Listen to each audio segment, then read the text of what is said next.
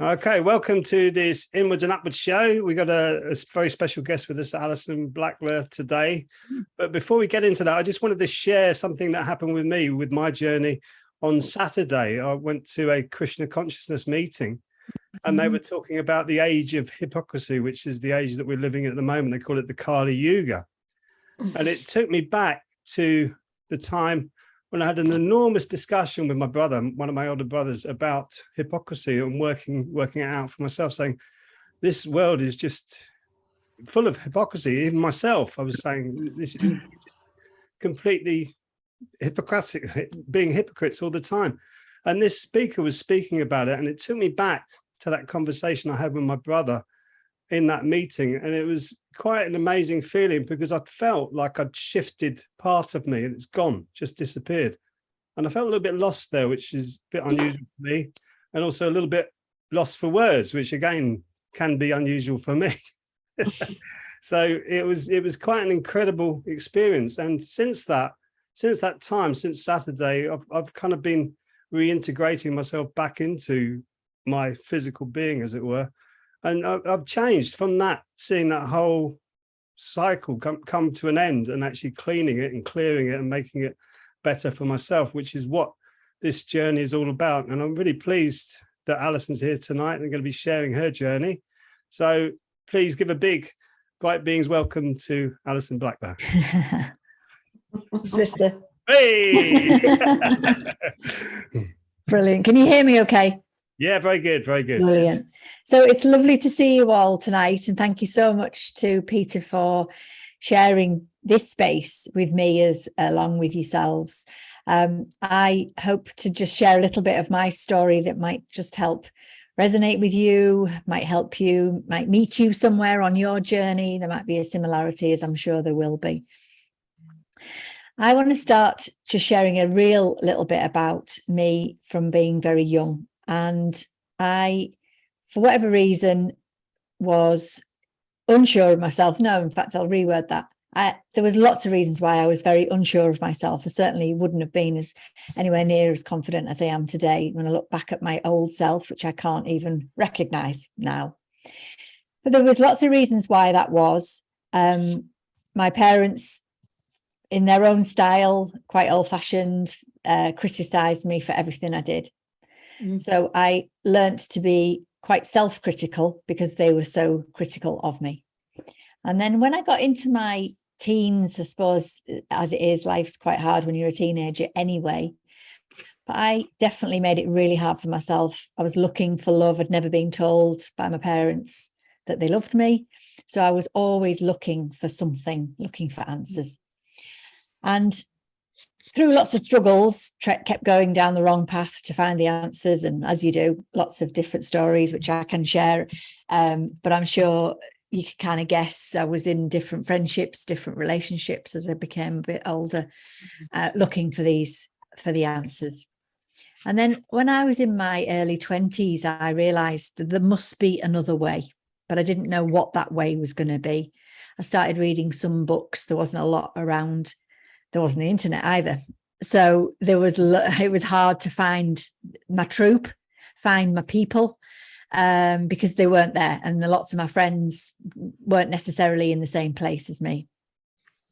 I was looking to get permission from people, and I was constantly trying to get approval from my parents. And to this day, I failed on that front, because no matter what I did, it wasn't good enough for them. But I had to find my own answers. And that is what set me off on this journey that I went on myself.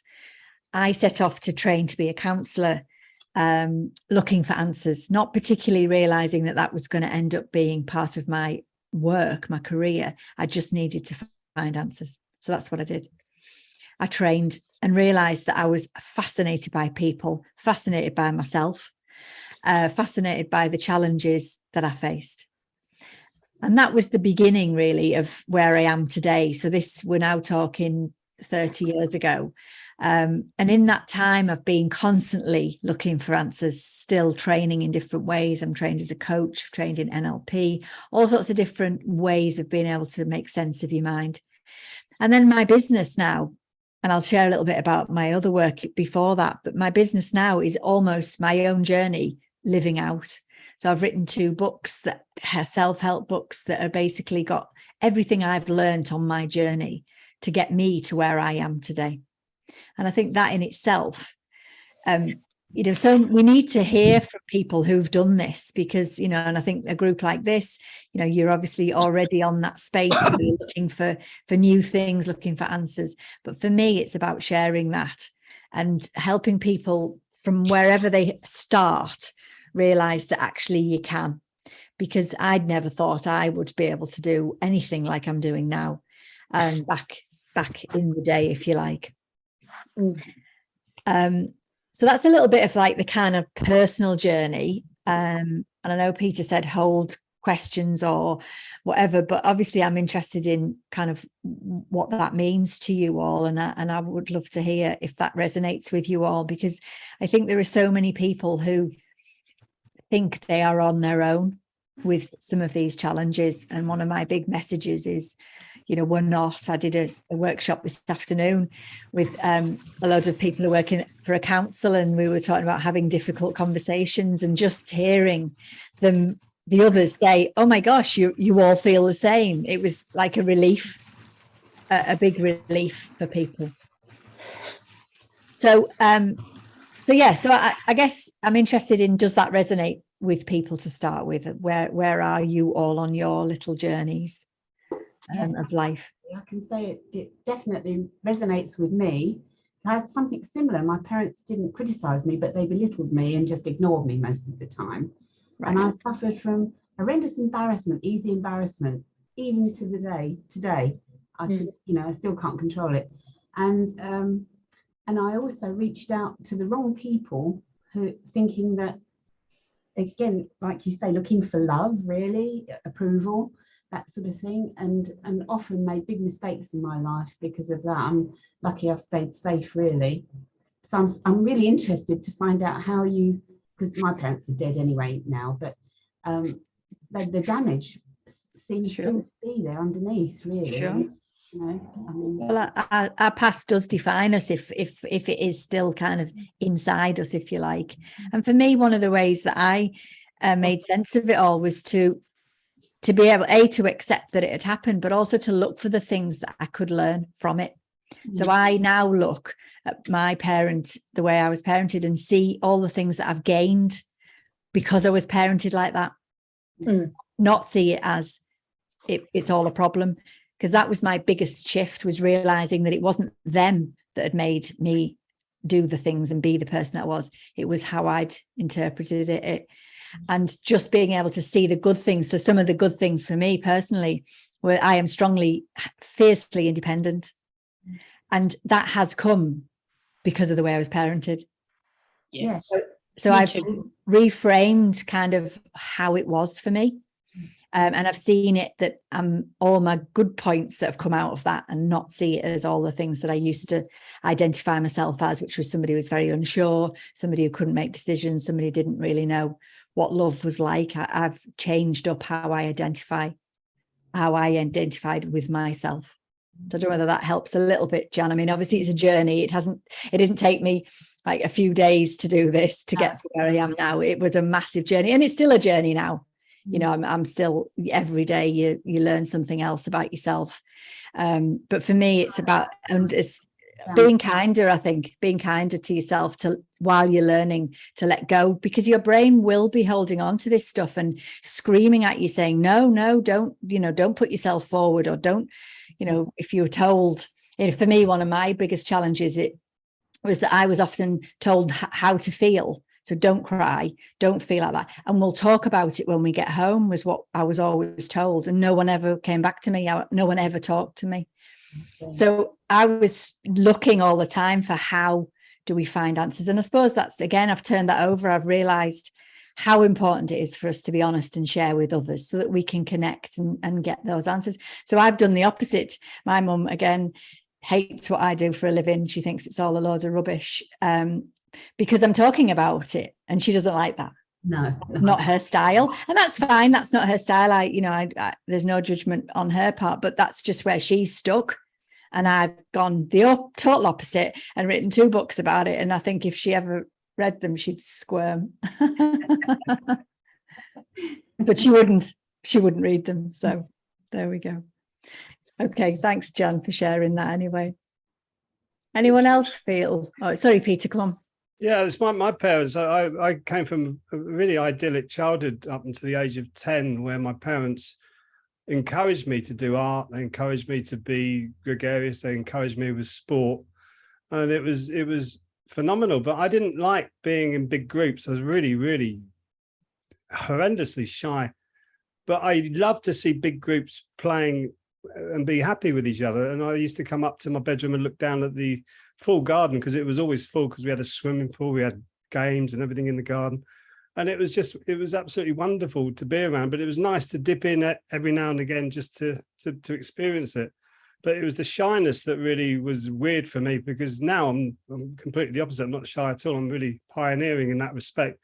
But after my mother died and I was sent off to boarding school, then I really did clamp down, and I really missed her terribly so. And I was always searching for that sort of feminine contact, because it just wasn't there from the age of 10 to the age of, say, in my 20s even. Very, very few girls coming into my life. And that I really missed that mother figure. And then when my father died finally, when I was 19, I was in a daze. And that's when I worked out that my 2 eldest brothers gave out our estate, my father's estate, which was quite big at the time, to themselves, and left us with nothing. And so I came out in a daze, but to have that beautiful family unit from the age, even though my brothers were horrendous, to have my mother and father there up until the age of 10 supporting me, I know was an enormous sort of building block for me to build from, with love and empathy and compassion. But that was always being attacked and being tried. People were always trying to shut it down because they don't like it. They don't like you, like you were saying about your mother not wanting you to step out and be yourself.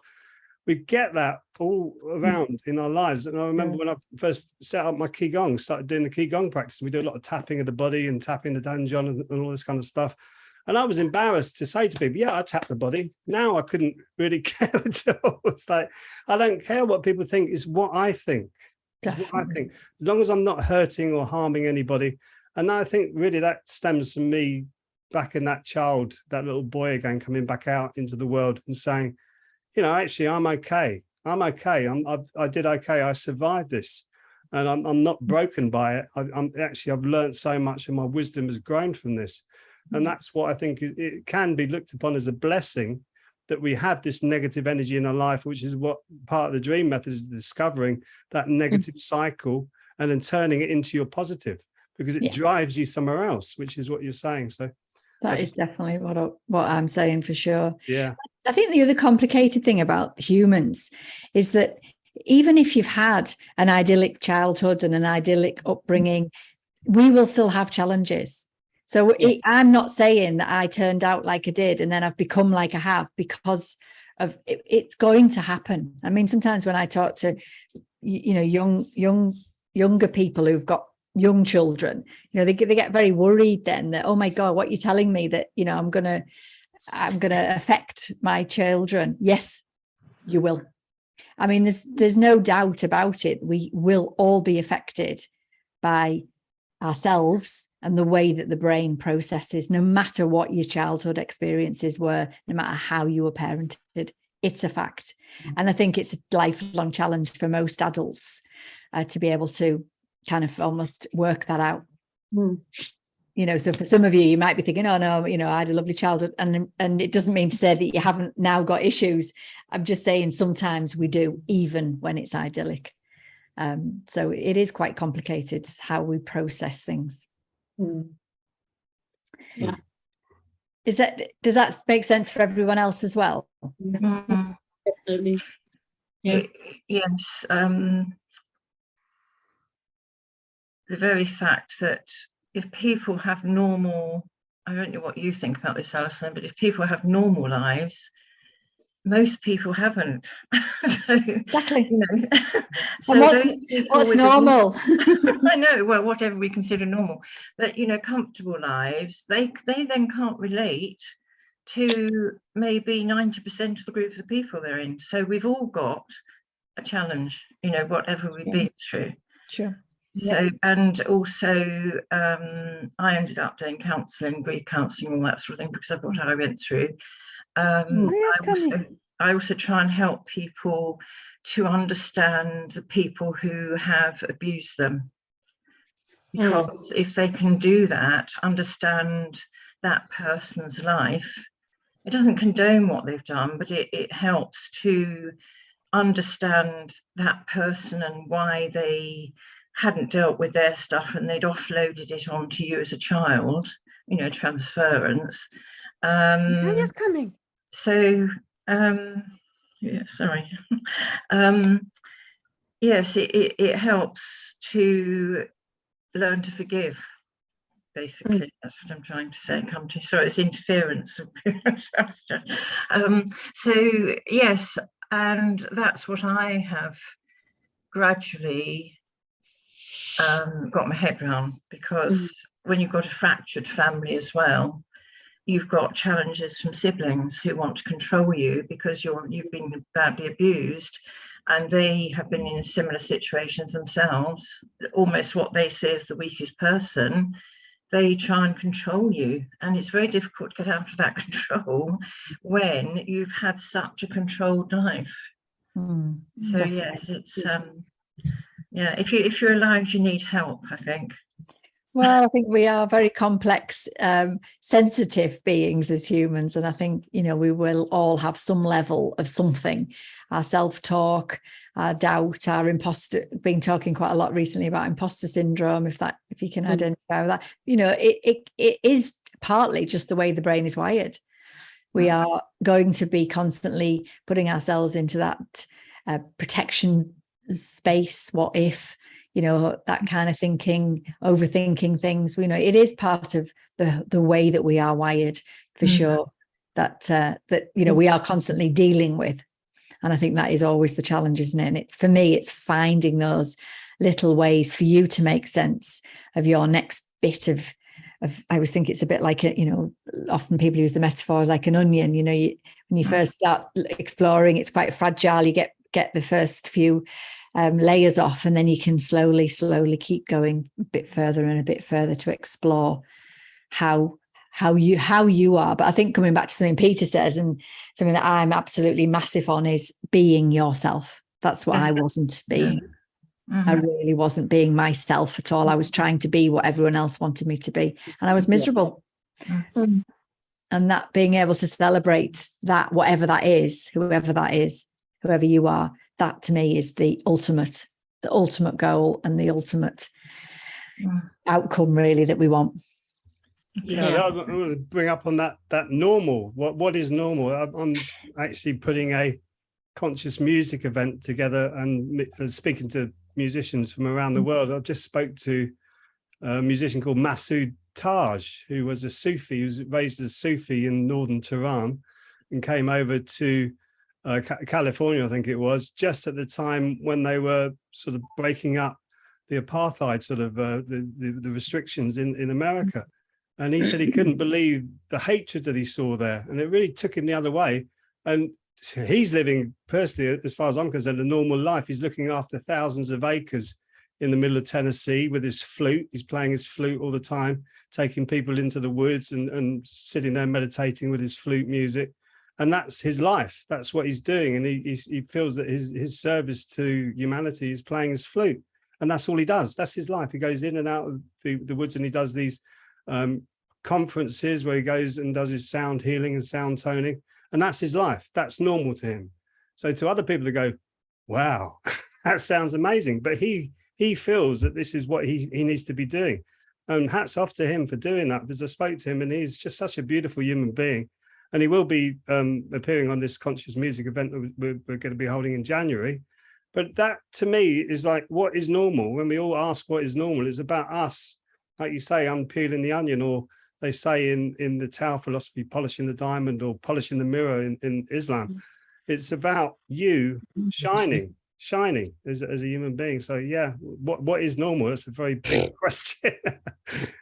Your normal, I think, is how you have to look at what's going to be normal for you. But Yeah, exactly. we are terrible at comparing ourselves to others as humans, not always favorably either, not always to serve us. Well, I say comparison is the death of joy. I really agree with that statement. Comparison is definitely the death of joy. Why should you compare your life to somebody else? Your life could be walking into a supermarket, giving a smile to somebody, that smile inspiring them to go and have a beautiful family and create another Gandhi on the planet. That smile could create that whole chain of events. So really is to be conscious of what we're doing with ourselves as human beings, I think is the most important thing for us to be at this time, especially in today's world, which is really crazy at the moment. And we're all so polarized and self-contained, and we're not coming out because we're scared. We're living in fear, which is, I feel, false evidence appearing real. Whereas when you come out with love, everything just melts away. Even these illusionary barriers that we have around councils and government and things like, when you actually walk in with love rather than attack, which is what I used to be very good at. Now you come in with a bit more love, you get a better response back. And still you can't break through the bureaucracy of it all, but it's the walls are coming down. I feel the walls are coming down, and new pioneering treatments for people, which is more holistic, are coming through as well, which is, I think, really important in today's crazy world. I agree. I think the other little bit of my story that may again resonate for people is I was employed by the NHS for 24 years. Predominantly at first I was working in as a medical secretary, because that's what my parents had told me I was good at, until I realized obviously that it was people. When I trained for myself as a counsellor, I realized it was people I enjoy being with and working with. So I set off on my own journey, as I said, to develop myself, but also it ended up developing a career. And I worked in the NHS in various different places as a counsellor. I worked worked with drug and alcohol for 5 years. I worked in domestic violence for 5 years. I worked in safeguarding. So all over those 20 odd years, I was working in different types of departments, working with people, which I loved. And then 12 years ago, I left, and it was massive to leave a permanent post, a pension, and all the security of a job. And I've never looked back. But again, it was huge at the time, and had no real structure to my business. I just knew in my heart that I needed to follow my bliss. Really, I just had to do it, and I had a lot less money for a while and things like that. But it's took me, this is now 12 years ago, so it's a long time ago. But I think that again was almost my way of stepping out and doing exactly what I needed to do, which was a real demonstration of myself to myself that I could do this, because I'd been told you'll not do this and you'll not succeed at this. And I think that was something else for me personally that almost changed how I saw myself, because I made that massive step. And I know that I talk to loads of people who are in a job and they've got a passion, and it's a big step to be able to stop one and start something new.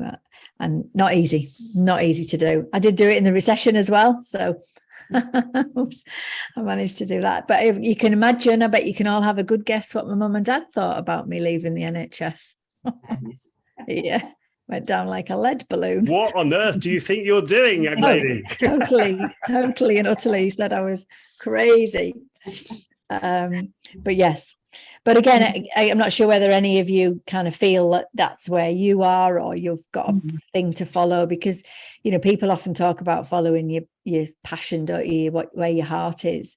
And I think that's for me, that's how I made it work, because it is what I loved. It was, I was doing what I loved, and that's what made it work. I made it work. I was determined to make it work.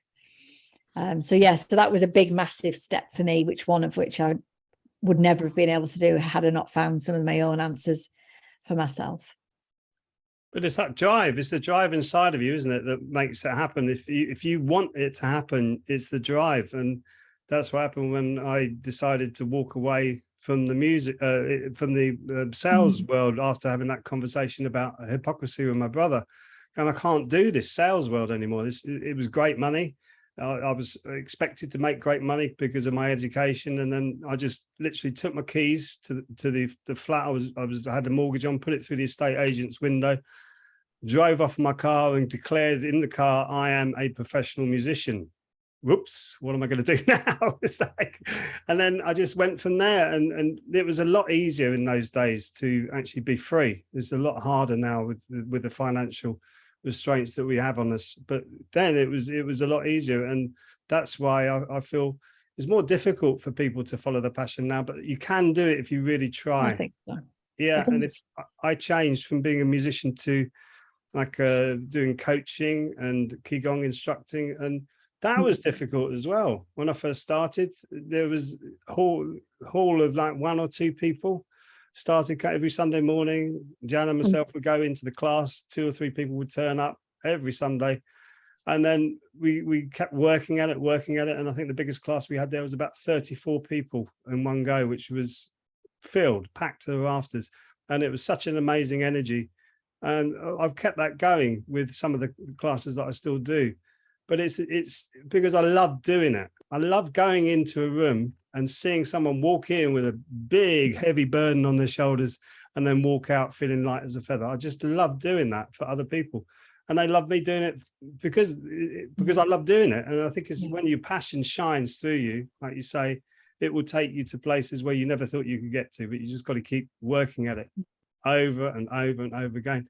It's repetition that changes our subconscious, and this little mind that tells us, no, you can't do that. What's the matter with you? You can't. And our ego not wanting us to come out of our comfort zone is battling all of that to stop us actually achieving our full potential. So definitely. It's amazing. I think writing my books was also similar. You know, I wasn't a writer, I wasn't an author at all, but my passion to write, to share all of what I'd learned. And that's a mixture of the stuff I've learned through the courses, all the training I've done versus my personal experience and all my work with clients and patients when I worked in the NHS. And I just wanted so badly to share it so that people could maybe have a fast track to what I'd gone through. Maybe some people could find a quicker way. And that was, again, a massive drive for me to get those books out, which was quite a painful experience. I bet it was, yeah. But it's a labor. It becomes a labor of love, because I did the same with the training method. I did this, and it took me years to get to this, and I'm trying to do it in a very quick way, and it's difficult. It's really difficult to jump from here to here, reintegrating your body with better energy. It's very difficult, but it can be done. And I think if we can all sort of be more diligent with what we're doing, especially with the mind, how the mind is now. And that was another interesting insight from the Krishna consciousness meeting we had, was saying that the mind in this time in human history, is called the Kali Yuga, will be very unsettled and very difficult to stay calm and focused. And I really do think you couldn't speak a bigger truth than that. And this was written thousands of years ago about this time. So I just find it is difficult to focus the mind unless you really want to do something, which is one of the biggest takeaways from the class that I teach, is where your mind goes, your energy follows. So what was the biggest push for you to write your books? What was the biggest push? What tipped you over the edge to sit down and put that pen to paper and make you put those 2 wonderful books out? I think for the first one, for a long time, I just used to write content with no structure. So I did used to just have pages and pages of content. I would think of a topic like fear of disappointment or fear of rejection, or a real hot topic, or I might have come out of a session with somebody, and I would just write content, but I never really thought it would be anything. I just used to sort of write and have all this stuff. And then I used to keep opening my laptop, for example, and think, I'll do a bit more on my book. And then it was like toilet paper just used to fall out of the laptop. It was just pages and pages and pages of stuff. And I just overwhelmed, put it away. And then I met someone who I could tell was going to be good at the structure bit. And I think it was just meeting that other person to kind of hold my hand. And she was a book mentor, and she was able to look at the content and help me find some chapters, find some headings, find some order, because there was no order at all. And I think suddenly then it started to feel like, oh, maybe it could be. And then I'll be honest with you, it was starting to look like a book, and then we got locked down in a pandemic. Yeah. And it was basically, I was still working on, all my clients went onto Zoom, but I was still working. But of course, there was no social life. There was nothing going on over weekend. So I was kind of almost like, oh, I've got no more excuses. I need to finish it. And then the second one was done in the second lockdown. So it was kind of a whole different experience, because the first one took me about 8 years off and on. The second one took me about 8 months on. Wow, I just amazing. finished it. So 2 completely different experiences. Second one, I'd learned so much about how to do it, how to structure it, how to create chapters and things like that. Whereas the first one, no idea. But my vision and my mission was always to just share what I'd learned in one place. One client once said to me, I wish you'd write all this stuff down. And so I did. Wow, there you go. That's what I keep saying to everybody who's going on this journey, is to keep a journal, write things down. It's not just the bad experiences, the good ones as well. So to retrain your brain to realize, actually, when good news comes up to the brain, it makes a good brain.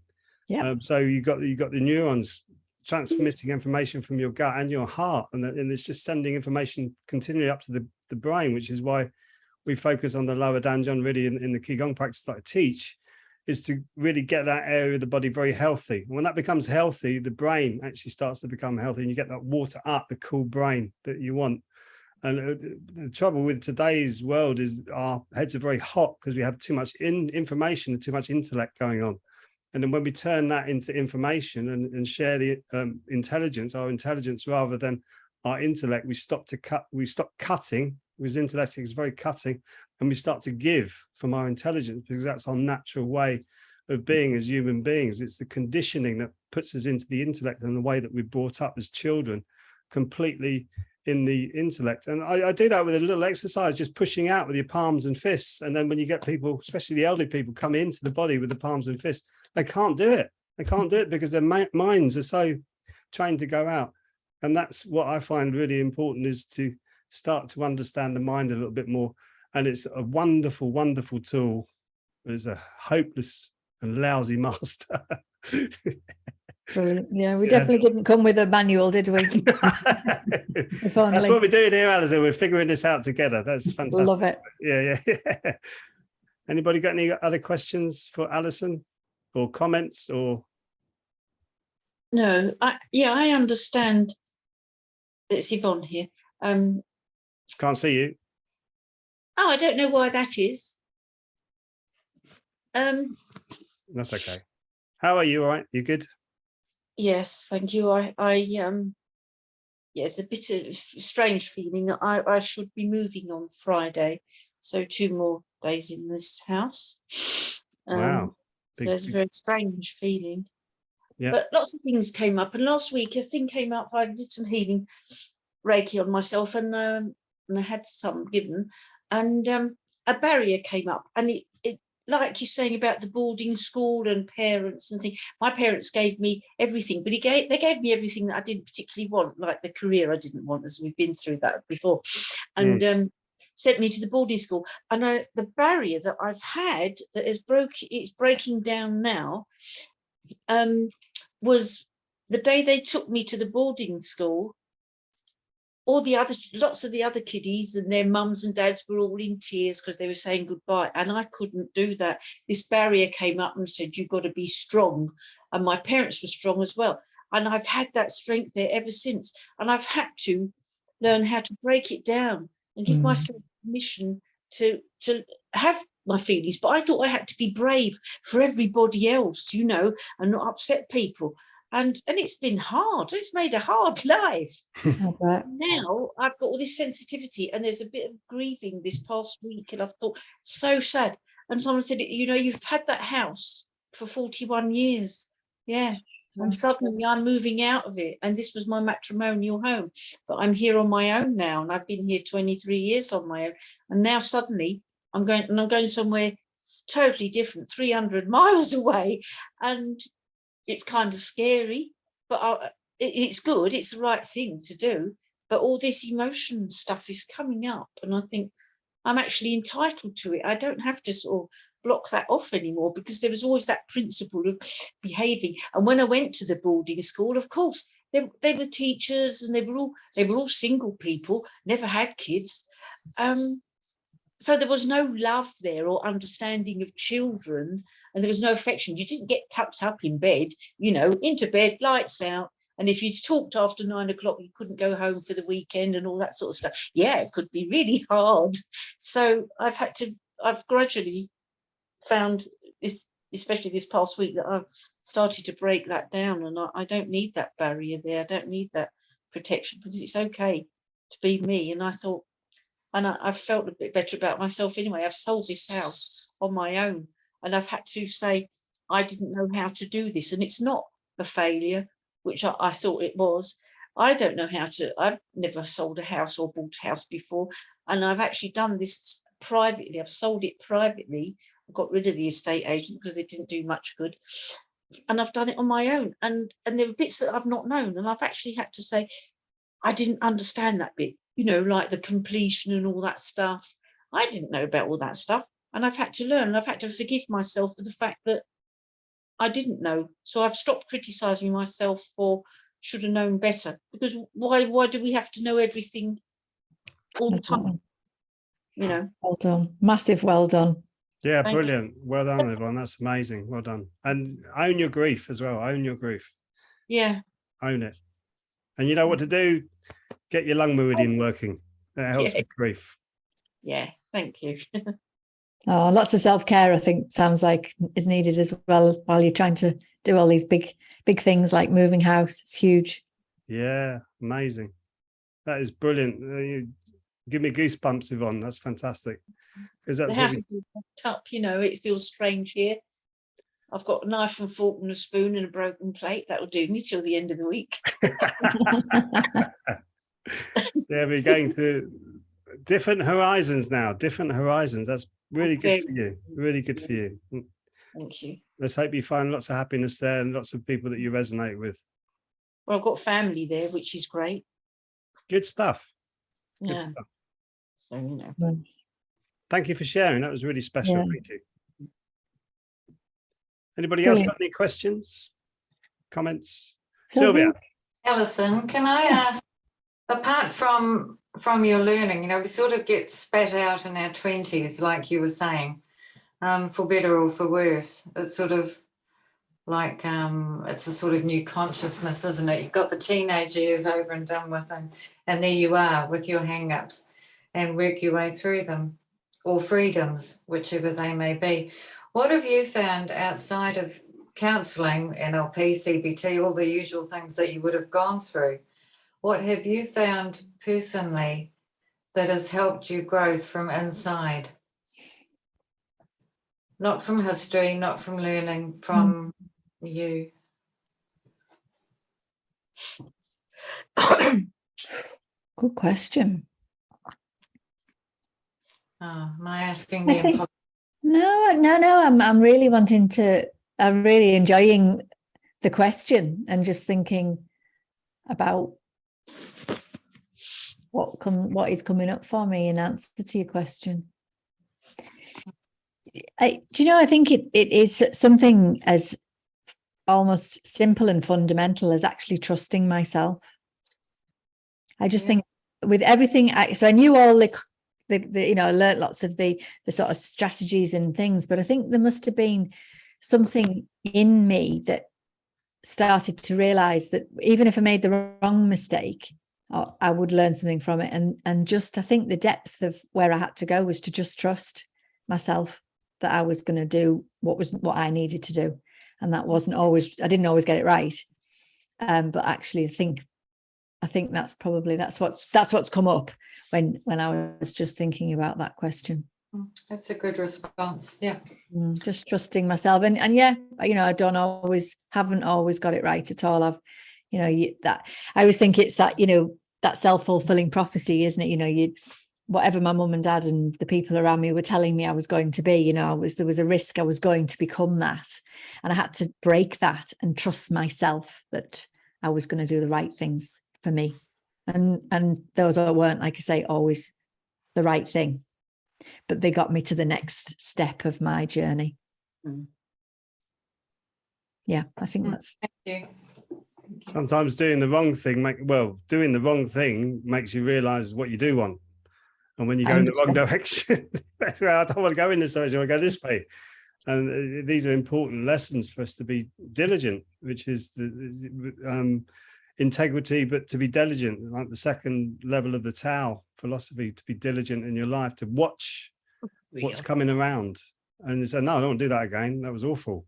And yeah, I've ended up in a car, living in my car for a couple of days as a musician. Didn't want to do that again. Never happened again. It's really weird. Yeah. But it did happen, and I was there. It wasn't comfortable, but yeah, I don't want to do that again. That was not a very nice experience. And it's actually, like you were saying before, trust in the process. It's a trust in the process, because it can, if you're going in that right direction, it can look like it's all going horribly wrong, but it can be things adjusting to make it go in the right direction. And that's the difficult part I've found as a musician and as a coach, is this looks like it's going completely pear-shaped, but then also goes, oh, this is good, I like this. So it's the trust in the process and trusting yourself, which is what that point just then was very pertinent, is trusting yourself. I can do this, which you mentioned imposter syndrome, thinking, this isn't my place, I can't do this. Of course you can. We all want to help each other. All of us want to help each other. And if you have knowledge that somebody else hasn't got, that's helping somebody. And that's what I think we all need to be brave enough to say, without thinking, well, what they're going to think of me if I say this. What, are they going to judge me? And that's somebody else controlling you. It's like there's a lot of anger issues that I speak with people having. It's okay to be angry. If you allow people to anger you, they control you. That's really also another powerful statement. People who anger you control you. So no, trusting. I think trusting. Yeah, trusting. Yeah. And I think the other thing that, just when I was thinking again, is our best learnings, our gems, as I call them, are often from the things that we've completely and utterly messed up. And so then they're not a mess up, are they? They are actually your greatest situation. And often our worst critics end up being our greatest sort of conductor of our lives, really. So I think for me it was trusting, but also being brave and courageous enough to kind of look at my blind spots, look at my flaws, and really see them through a different set of through a different lens. Yeah, cleaner the lens, which wasn't easy, because nobody wants to look at the side of them that you don't like. But I think that was also part of my journey. And I think for me personally as well, everything that's in my book, everything that I do, whether it's working in teams, with groups, individually, I'm very authentic to everything that I say. So for me, it's being very vulnerable at times, and also very authentic and real with this. There's no, I often say there's no BS with it all. It is, I'll share what actually happened. I'm not going to pretend and say, oh yeah, it's all dead easy, all you have to do is this. That's exactly the opposite to what you'll hear me say. And some people do paint this picture that it's dead easy, a bit of positive thinking and you'll be fine.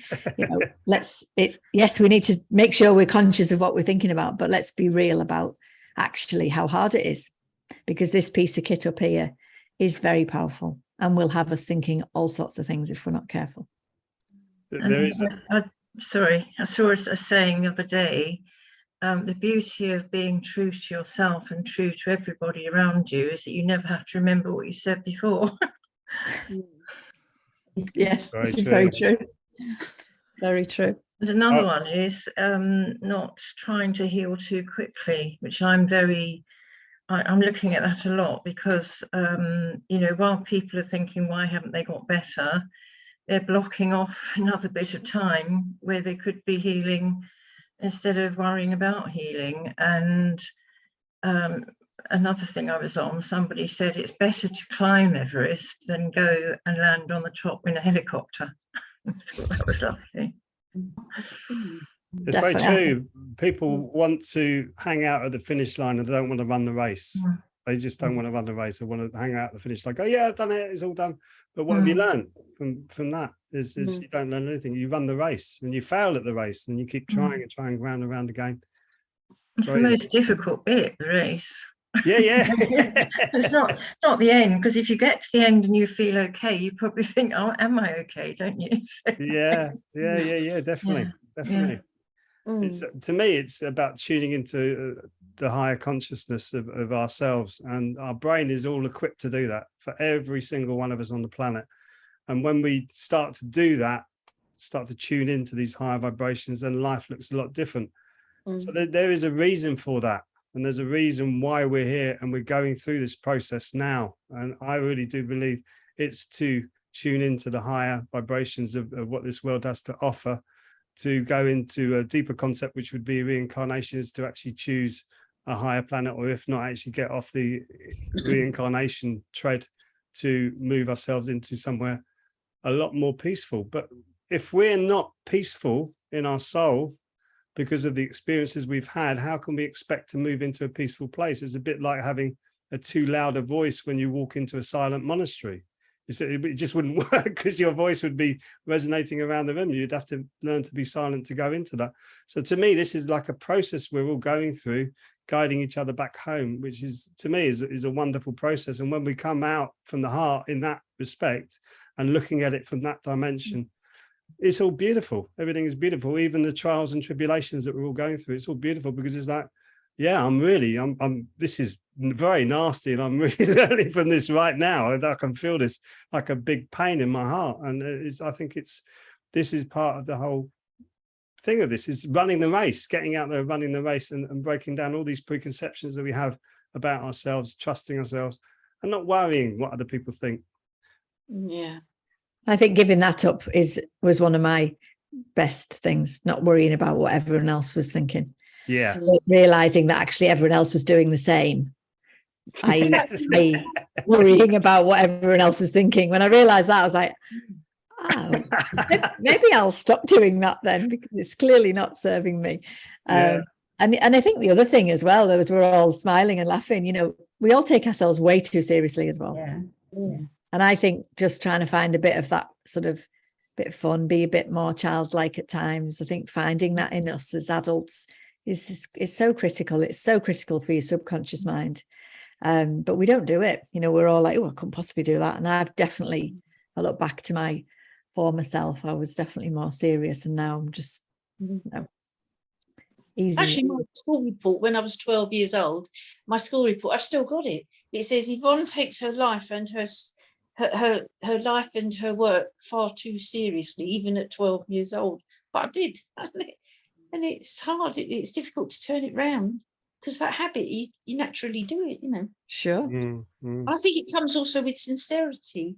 I don't like to cheat, or I'm not perfect. Nobody is, but I wouldn't deliberately want to go out on my way to cause friction or help, do any harm or anything like that. But yeah, there was that element. Yeah, it was in the school report when I was 12. Amazing. We can see you now, Yvonne. Hello. Yeah, I know. I pressed a button and it came out. All right. There you go. Fantastic. Brilliant. Anybody got anything else they want to ask me? I'm happy to be asked anything. Or if you're all... You've got Barbara. One of your books, Alison, and read. You're going to get one? Yeah, I must get one. I'm curious. Yeah, that would be brilliant. Well, the first one that I published is called A Path Travelled, How to Make Sense of Your Life. And that very much takes you on a sort of journey around understanding the mind, firstly, then understanding the impact of your childhood and our experiences there. Again, just looking to kind of make sense of it. And then it starts to look at the kind of common habits and traits that we all fall into. And then at the back end of the book, it's some sort of ideas, loads of different ideas about how you can help yourself. It's like a jigsaw, you can't do one thing, you need to do lots and lots of different things, but you'll all know that already. And then the second one is about relationships. So it's much more specific on actual relationships, intimate relationships. So yeah, I would love you to, and I'd love to hear what you think. What's the relationship about? Right. Yeah. No, where can I get your books? Amazon or? So you can get them on Amazon, or you can get them through my website, and they are actually cheaper on there than Amazon at the moment. And I can do you a signed copy and post them out if you, as there is this many of you. Can't say that in every setting I talk to, because I might end up, but we could definitely, if you want to order one through my website, which is 2-minds.co.uk, I can definitely sort out that kind of thing for you as well, if you'd like that. A very special message from Alison to you. So exactly. Yeah. Anybody else? Kindle, Alison. Sorry to interrupt. Sorry, Sylvia. They on Kindle. You can get it on, yes, you can get you'd have to go through Amazon for that. It's on, it's an ebook, which I think will download onto your Kindle. Yeah, thank you. Yeah, just handy. Yep. Anybody else got any comments, suggestions, anything come up? What they'd like to share? The only thing I just wanted to mention was obviously Peter and I met because he came as a guest on my radio show. And I've got a little radio show on a community radio called Making Sense. And Peter and I had a brilliant discussion about sensitive people and kind of quite a lot of what we've been sharing today. So if anybody kind of wants to check out what Peter had to say, even though you might have heard some of it already before, it was a great episode, and lots of people have really shared how useful it's been. And they're all on YouTube. So if you go onto YouTube and type in 2 Minds, again, my business, all of my radio shows are there if you want to listen in, and they're a bit of fun. We play a few tunes. Peter played one of his own tunes that he'd produced and played in, which was really special for us. So again, you can just get a light touch. I mean, one of the things that people are often saying is they just want something easy to listen to, just a light touch, little bits and pieces here and there. So that is a great episode that Peter and I put together. 2 weeks ago, it did go out on the email, on the Sunday email of all the YouTube things that I do.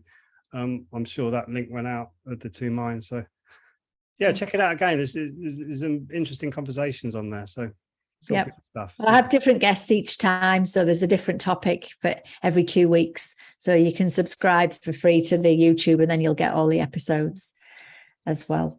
So again, it's just, for me, it's about what you're listening to, what are you feeding your mind? If you're listening to the news and listening to all that gubbins, but if you listen to something in the background that's got a good, strong message and some good tunes, you'll probably feel a lot better. Good point. Yeah, because we are being flooded otherwise with that, good, just garbage, really. So for me, it's about finding stuff that you can resonate with and that's going to top you up, so you can cope with whatever it is that you're trying to deal with. Because I've got into music more recently, because it has been very, very gloomy, and I'm being more moved again by certain pieces of music. Really. She had Metallica on. She had Metallica this afternoon. I love it. Being moved by music.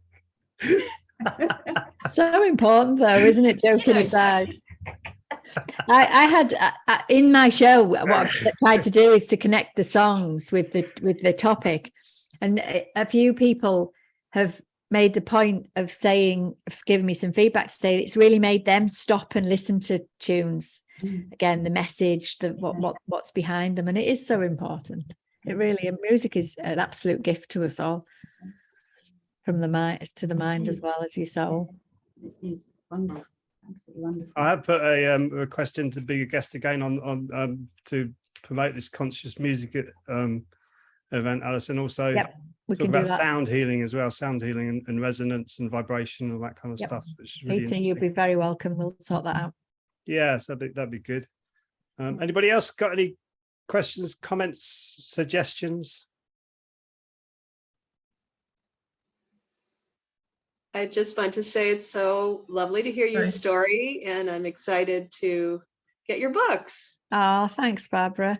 Yeah. Thanks. I resonate to your process of, I'm also a therapist and have tried several times to shift to a holistic practice. And it was very difficult financially, etc. Sure. And I'm feeling really inspired again. It's part of what I'm working with Peter on. So it's really Do great it. to Do it. Do it. Yeah. Do it. Do it. I Do it. know. You Thank won't look you. back.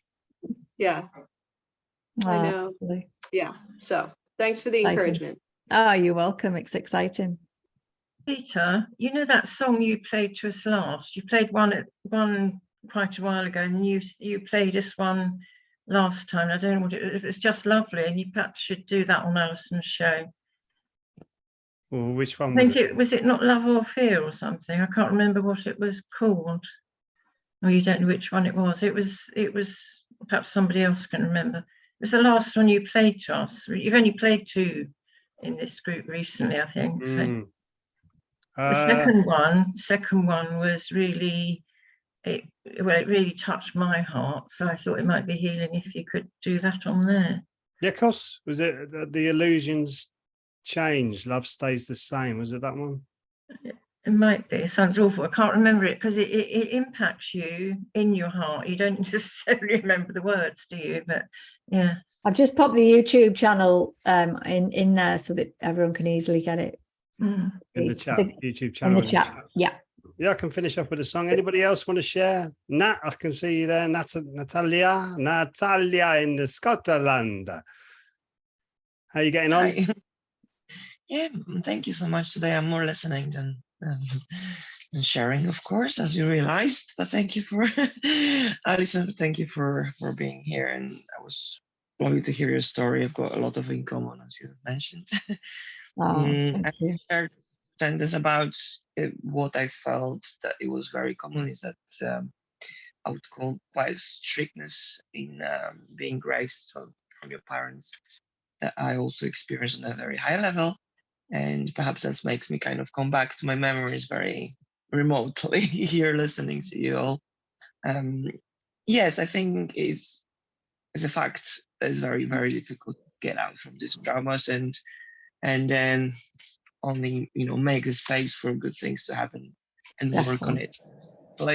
So it's good to hear, like, I see myself going, going and going. There's always some tricks in your mind, exactly, because hearts, I don't feel it.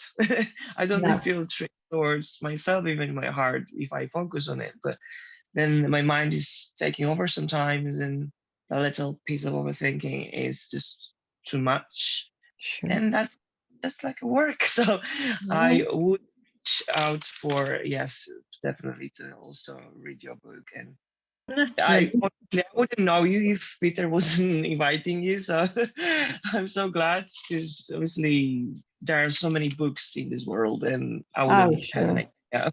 And so, well, the other thing about my book is it's in massive big text, big sections, big chunks that you can just digest a tiny little bit and then move on, because I'll go away and have a think about it, because that's one of the things. I've read tons and tons of books, and some of them you get and the text is so tiny your brain just can't take in what you're reading. So it was really important to me that it was literally physically written with big text, so that you can just digest a little tiny bit and then go away and think about, what does that mean for me? That was also really important for me when it came, and it was big fat text. I was like, yes. Yeah, sounds good to me. Sounds good to me. And Nikki, do you want to say anything, or are you okay? Just wave if you're okay. You're okay. All right, well, we'll wrap it up there. I'm going to stop recording and I'll sing this song. I think I know which one it is.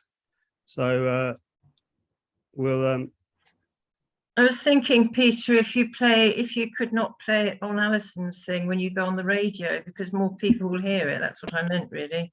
I'm going to record it. I'm going to record it properly. So I'll try. I think it's this one. I haven't done this for a little while.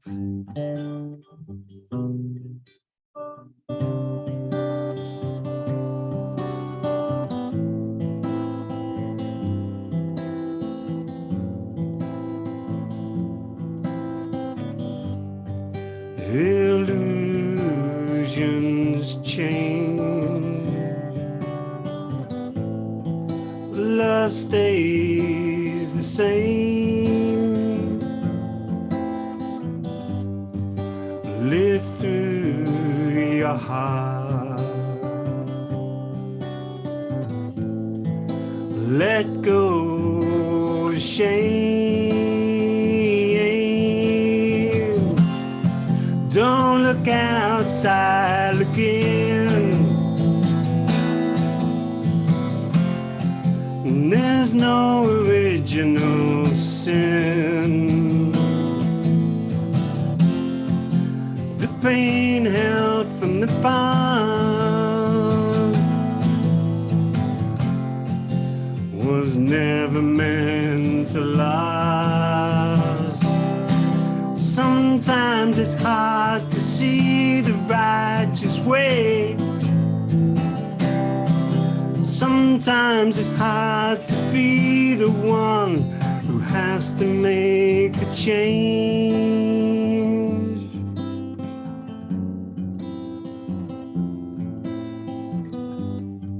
So make the change. Your love remains. Break from the past. Let go of pain. Don't look outside looking. There's no original sin. The pain held from the past was never meant to last. Sometimes it's hard to see the righteous way. Sometimes it's hard to be the one who has to change their way. Has to change their way. Has to change their way.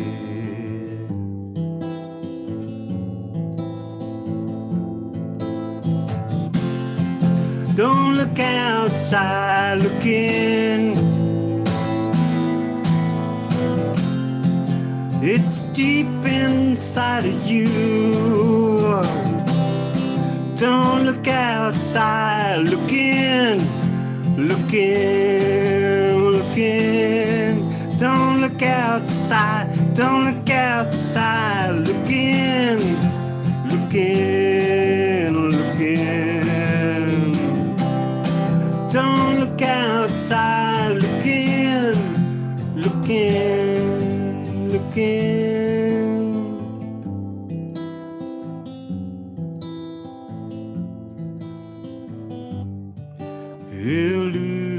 Illusions change, love stays the same. Lovely, lovely. Well, Thank you. Yes, that was the one. Brilliant. I mean, it was 10 times better than the first one, if you don't mind me saying. I don't know what the first one was, but this one is lovely. You should be playing it out there more. Yeah, I'm gonna. It is a great song, I think, personally. But it's, we started doing lyrics in not that these lyrics came from that, but we started doing lyrics on New Year's Eve. We used to take all these consciousness books that we've got at home, and we used to write the lyrics out and cut them out into strips, and we'd pick them up. And honestly, no word of a lie, one of the strips started shaking. We'll pull the strip out, and we put songs together. 90 to 95% of the lyric was complete just by putting the strips out. And I've written about we did about 3 songs like that, 3 New Year's Eves on the trot, and they're brilliant lyrics. It's just I've got to get the music up to the standard of the lyrics, which is a challenge for me. I'm getting there with it, and music is very subjective as well. So, but yeah, I love writing songs. I want to do more writing songs, but I need to get my voice a little bit better. That's the only thing. But no, thank you. Thank you for sharing that. Oh, my pleasure. Always. I love singing. And thank you so much for being with us today, Alison. You're welcome.